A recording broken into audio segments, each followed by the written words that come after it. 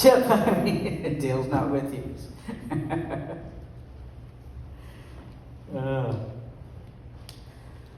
What's truth got to do with it? You know, there was a song that said, "What's love got to do with it?" But we're going to talk about what does truth have to do with it.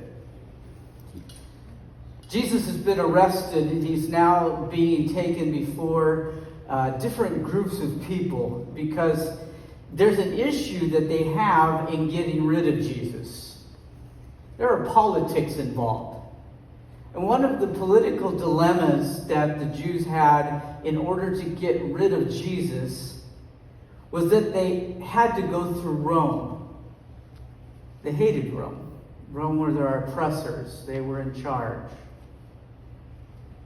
They wanted to have Jesus killed.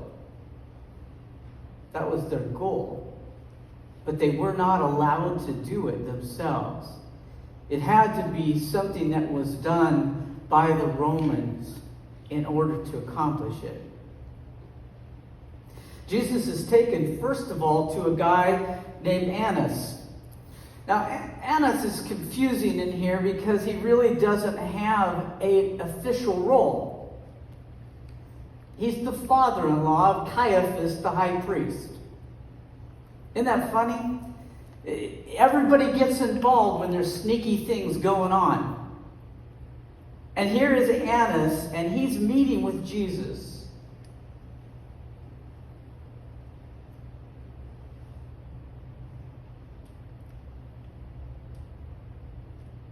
And it begins to get a little funny because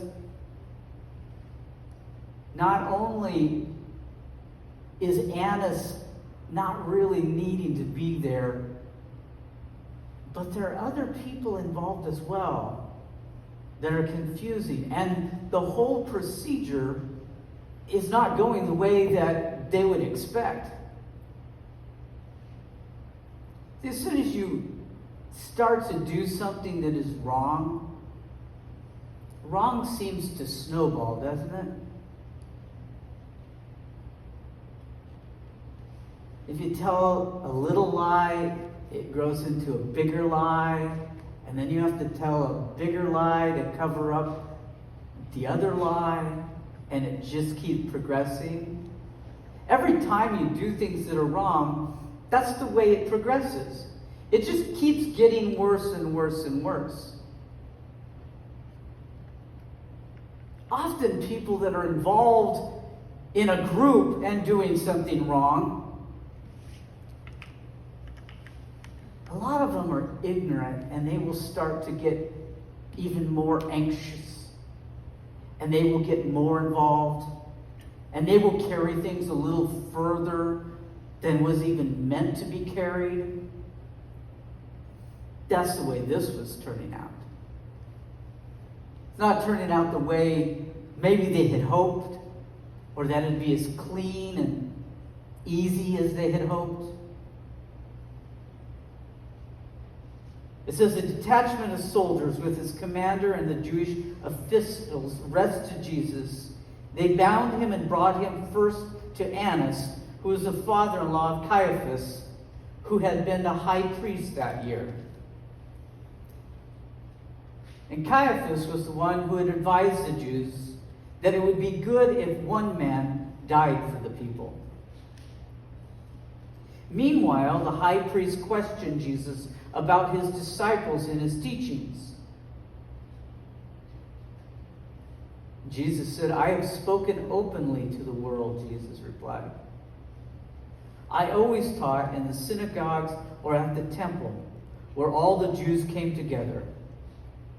I said nothing in secret. Why question me? Ask those who heard me. Surely they know what I said." So here they are questioning him and asking him, what did he teach? And he said, I never hid anything from you. There were no secrets. There were no things that I was planning that you didn't know. I did it openly before all the people. And now you ask me these questions. Because people love to ask you questions and try and trip you up.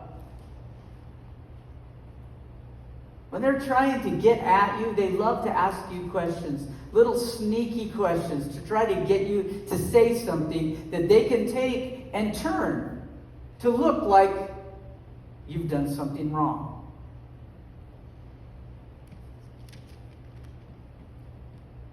And when Jesus said this, one of the officials nearby struck him in the face.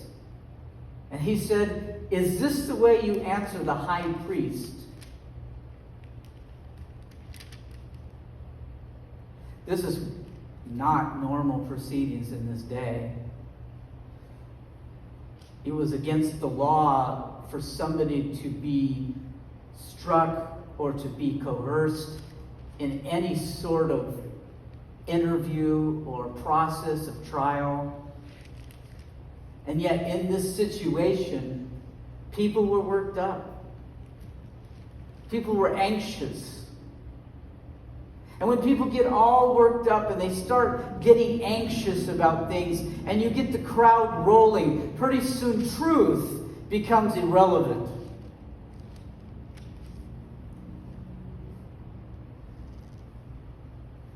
When the mob gets going, they don't care anymore about truth. They care about agendas, about achieving what they want to get done. And here we see a perfect example of that. Jesus is being asked questions about things that he had done publicly. Everybody knew what he had taught. Everybody understood what he had said. Everybody could come in and testify about that. But that wasn't their goal. They didn't want to know what Jesus had been teaching. They wanted him to say something that would incriminate himself. And when he merely asks a question about what is truth, this man strikes him on the face. As if he doesn't have the right to even answer the question.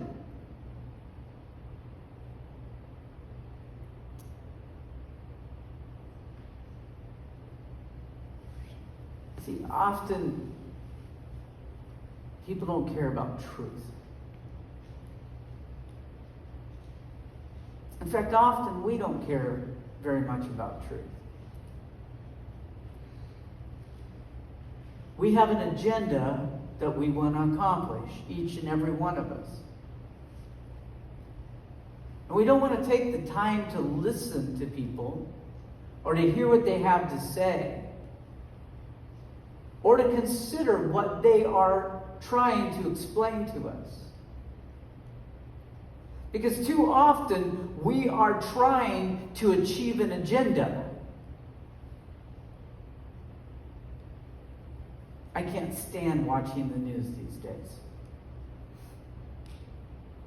I don't care which side of the news it is. Whether it's the liberal side or the conservative side. It's all agenda-driven.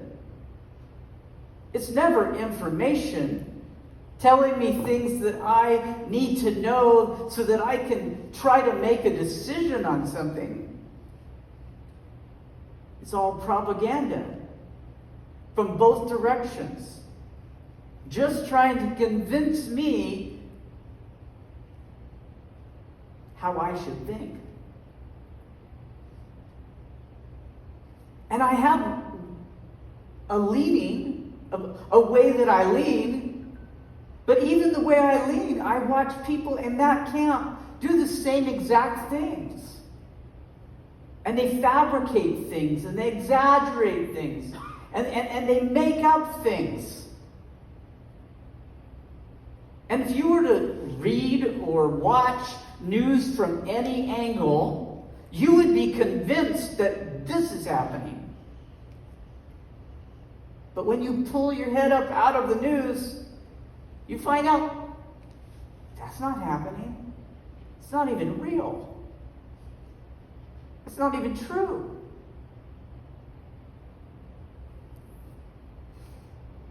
People have agendas. Their agenda doesn't have to do with trying to find truth. It has to do with accomplishing what they want to have happen.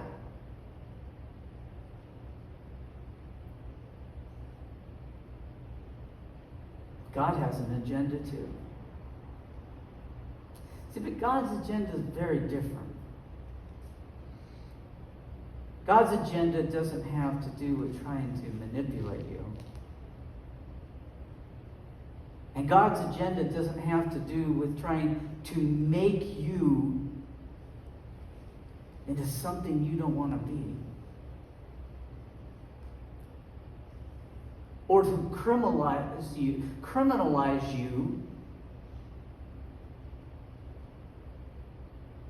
See, God's agenda is to love you. Love you just the way you are.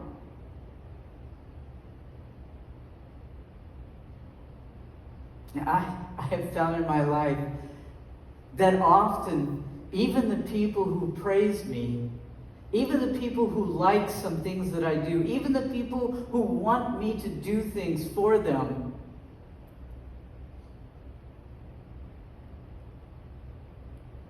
they want to change me.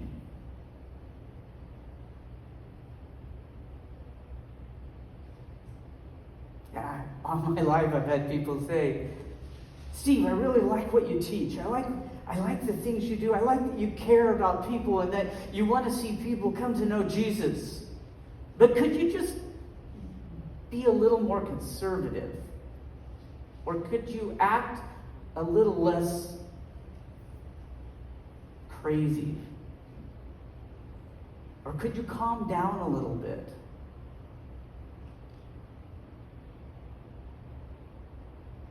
I've been in groups of people who have sat around tables and talked about people and how they can try to use them by changing them. What's funny to me is that every time I've ever been with a group of people that's trying to make somebody fit the role that they want them to fit,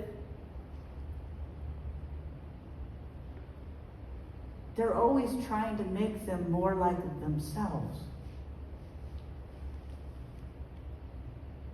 Because we seem to think that normal is me. Right? Is normal you? That's what you convince yourself of. You go through life saying, those people are crazy. Those are strange people. That's an unusual group of people. Did you enjoy that couple? Yeah, but they were weird. What did you think of that person that came to church? They were unusual, different. By what standard? Your standard. Because guess what?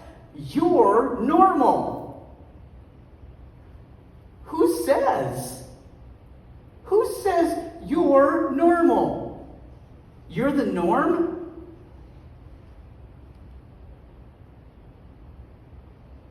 But that's how we live and think.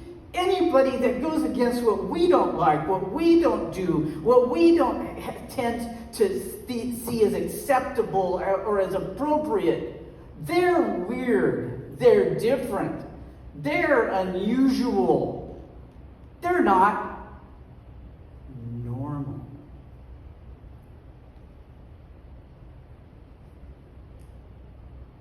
I've started to embrace that.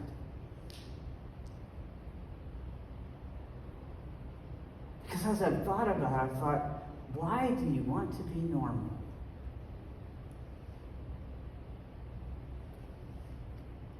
God didn't make you normal.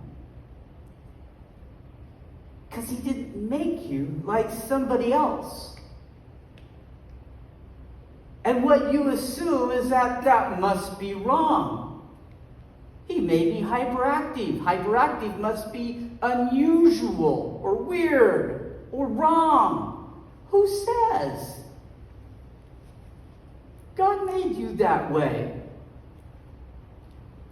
God made you the way you are.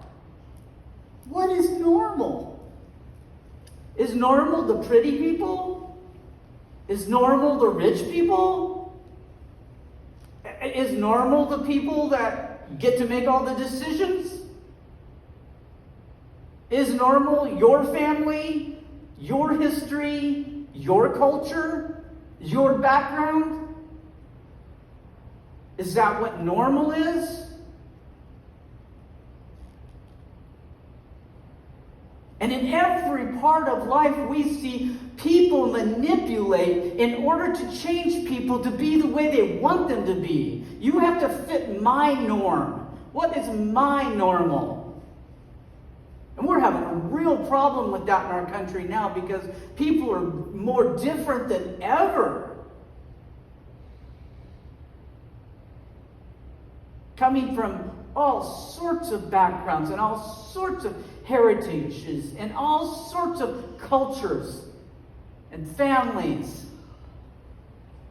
And the question is God trying to make you normal?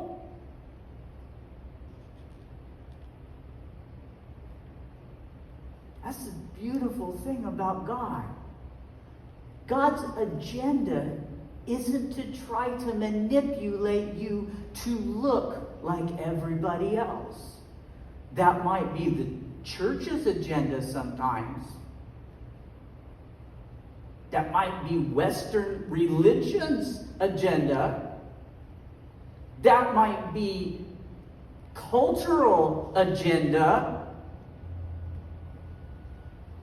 But it's not God's agenda. God made you the way you are for a reason. God doesn't want to change who you are. God wants who you are to reflect Him, to radiate Him, for Him to shine through you. God's agenda isn't to try to make you like everyone else. God's agenda is to love you and help you see who you really are and let that fill you up and make you into all that you want to be, all that you long to be. And in this setting, we see Jesus. He's being pushed into an agenda. They're not asking Jesus who He is. They're not asking Jesus what He taught. They're not asking Jesus what He was trying to do. They're merely trying to get Jesus to incriminate Himself and manipulate Him to the point that they can crucify Him.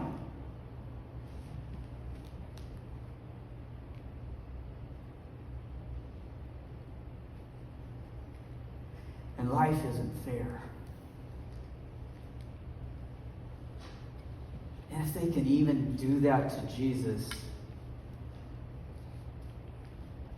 you have to understand that your reality is the same. That most of the time, people don't have the best in mind for you. That most of the time, people are trying to manipulate you to be like them. And that most of the time, people have an agenda for you. And they're happy with you if you're fulfilling that agenda. But if you don't fit into that, if you don't work into the scheme and plan they have, they don't like it.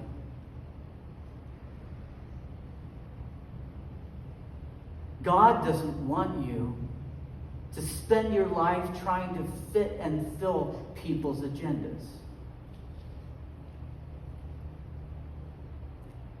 God doesn't intend for you to try to fit in. God's purpose and design for you is to be who you are and to let who you are radiate His Spirit and His love to the world around you. not try to be what you think you have to be. Not try to look like everyone else. Not try to fit the role that your parents or your friends or your family or your employer or your neighbors have for you.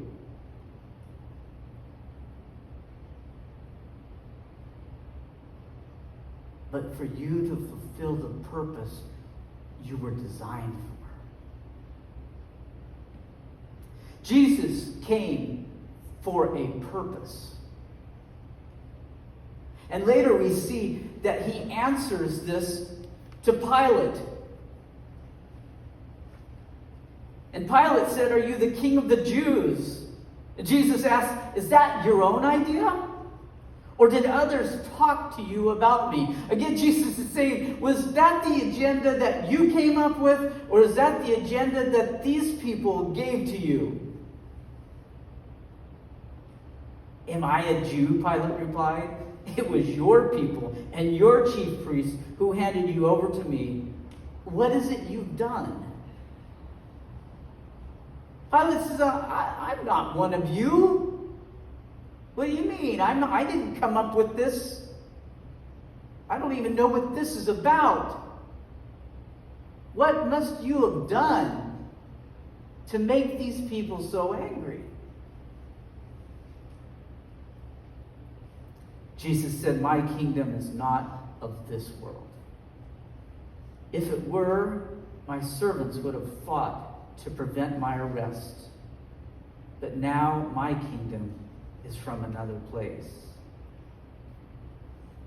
"You are a king then," said Pilate.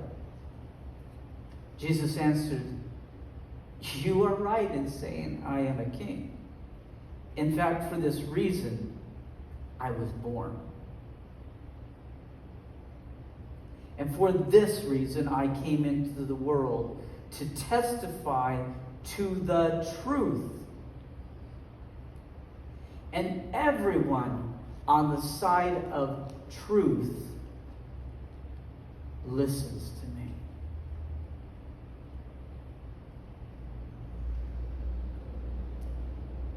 See, Jesus said you can have your agendas. You can think you know it all. You can be part of the normal people. But the ones that will find the truth are going to find it through me.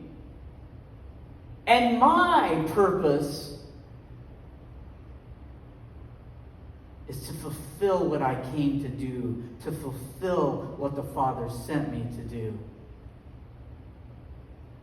And though I am a king, my kingdom is not in this world. Jesus says, I have a purpose. My purpose doesn't look the way you want it to. My purpose isn't fulfilling the things that you think, and it doesn't have to do with your agenda. My purpose is outside and above your agenda. And you have your own agenda, and the Jews have their own agenda. But I have a purpose. And it doesn't matter what you do. Because my purpose isn't of this world. And that's one of the things that as followers of Jesus, we can learn great things from. Because your purpose is not of this world. If you're trying to find purpose in your job, if you're trying to find purpose in your family, if you're trying to find purpose in your community and the things you do and in this world, and you think like the other people who are helping with the needy and feeding the homeless and sending money to kids who are starving in Africa, that your purpose is that, then you're confused. You're being normal. Because your purpose, if you follow Jesus, is not of this world. It doesn't merely have to do with people's pain and suffering. It has to do with people's eternity. And your purpose is to be a reflection of the God who paid for everything they have done so that they might spend all of eternity with Him. And we're so confused in the church, and we're so confused in the Christian world and in the community that are followers of Jesus, that our purpose is supposed to look like the other people. And we try to fulfill agendas. We try to look like everyone else. We try to look like we're doing what all the other people are doing so that we fit in and we look right and everybody will like us. But like Jesus, we have to stand up and say, my purpose is not of this world. Because everybody wants to know, what are the things you're doing? You know, are you feeding the poor? Are you taking care of these people? Are you sending money to these places? Are you doing this? How big is your church? Did you build a building? Have you added a wing to it? Do you support missions?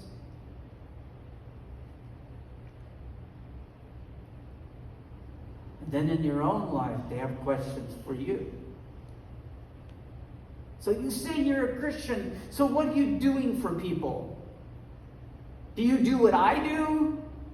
Do you go down and help cook at the homeless shelter? Do you go out and help in the community? What have you done lately? And it's going to seem very dissatisfying to people with agendas when they understand that your purpose is not of this world. Those are all good things. It's always great to do good things. But sharing what Christ means to you, what He's done for you, and the hope of eternity with Him,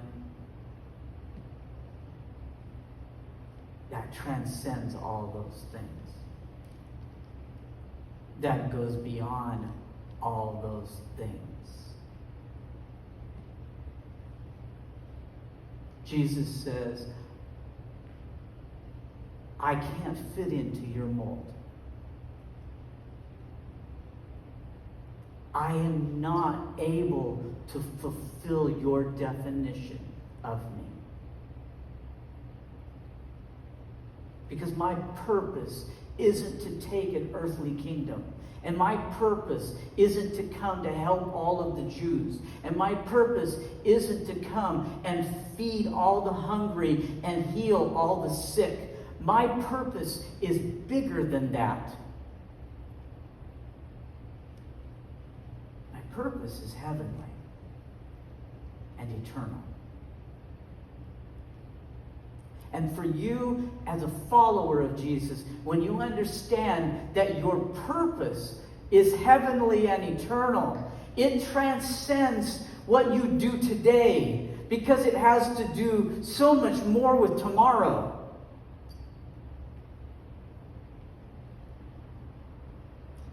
And when you begin doing things not for people,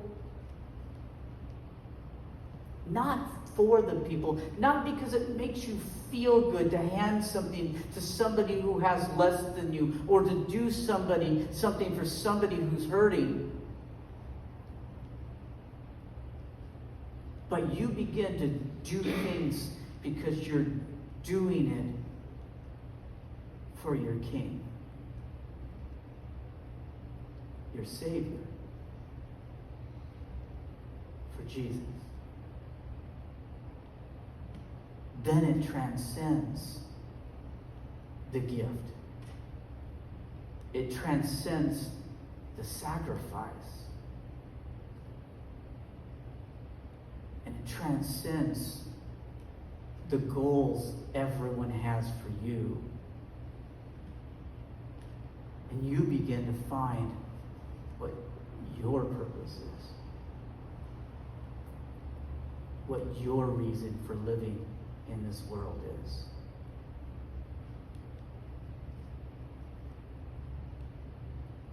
Don't let definitions manipulate you to fulfill agendas, but allow yourself to transcend that agenda to fulfill your purpose.